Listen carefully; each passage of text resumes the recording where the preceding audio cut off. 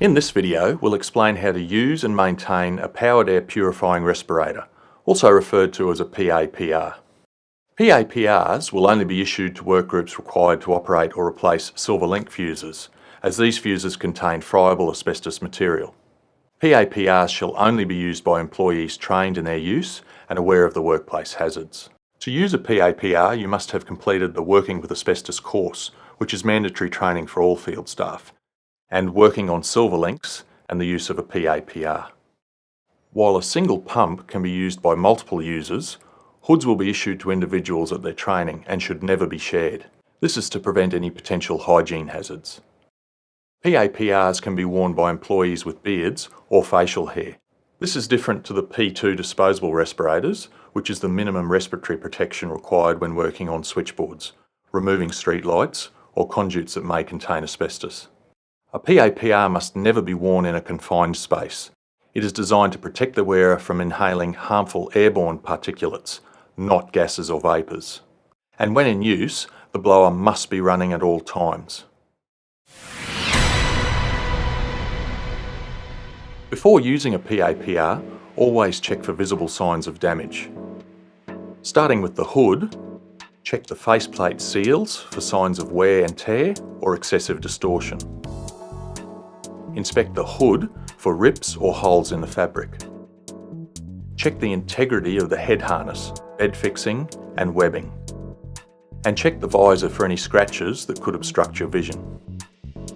Check the hose and exhalation valve where it attaches to the hood for any cuts or cracks. If the hood or hose is unserviceable, dispose of it as asbestos waste as per the requirements in Disturbance of Asbestos Overhead Safe Work Method Statement. Now, moving on to the pump, check the expiry date on the filters to make sure they're still in date. If they are out of date, replace them with new ones. We'll explain how to do this later in the video. If the filters are in date, connect the face piece to the blower.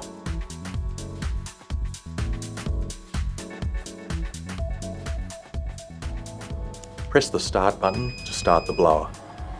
Check the display for the condition of the battery. A9 indicates the battery is fully charged. The battery can last up to 9 hours, however it can take up to 7 hours to recharge, so we recommend you recharge it after every use. Check the airflow to the face piece to make sure it's sufficient.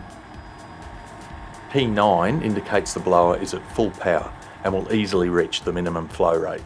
If the airflow is reduced, the motor will work harder and the number of the display will decrease. This will also make the battery run down quicker. A buzzer will sound and P0 will flash on the display if the unit cannot make the minimum flow rate. This can happen if filter covers are left on or the hose is kinked. If the airflow is sufficient and with the blower still running, fit the belt to your waist and pull the hood down so it covers your neck and shoulders. Then adjust for a snug fit. Check to make sure the hose is not twisted or looped. Once everything is checked and running properly, work can begin. After you have finished using the PAPR, always decontaminate it before putting it back into its storage case. This is important because, unlike your hood, the pump unit will be used by others. Before removing your hood, and with the respirator still running, use a wet wipe or a damp rag to clean it on the outside. Dispose of any wet wipes or damp rags you've used into an asbestos labelled waste bag. Next, wipe your gloves and outers and dispose of the waste. Remove your hood and wipe it down again.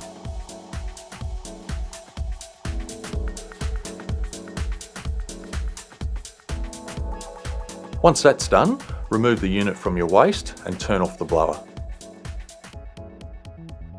Put the covers back on the filters and place the pump back into its storage case. Put your hood in its carry bag to keep it clean between uses.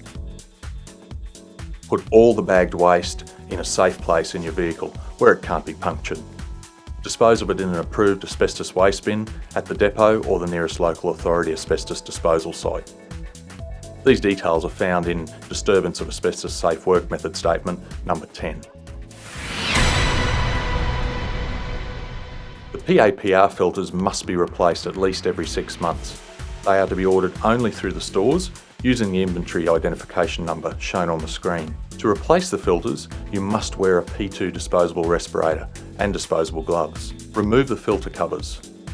Unscrew the filters from the unit and place them into an asbestos labelled waste bag. Wipe down the unit using wet wipes or a damp rag. Then wipe down the filter covers.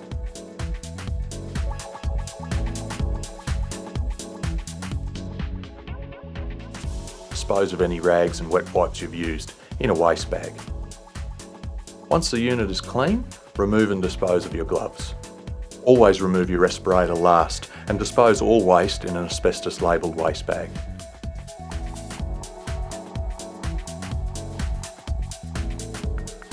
Attach the new filters onto the pump. Make sure they have the new expiry date recorded on them so it's clear when they need replacing. Put the filter covers back on.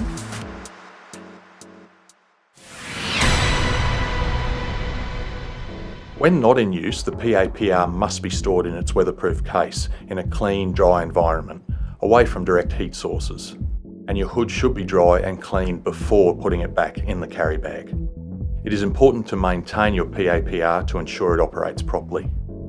The filters must be replaced every 6 months and the exhalation valve replaced once a year as per the manufacturer's instructions. The blower device must be serviced at least once a year, similar to your HEPA vacuum cleaner. The AMPRO system will provide reminders to workgroups when servicing is required.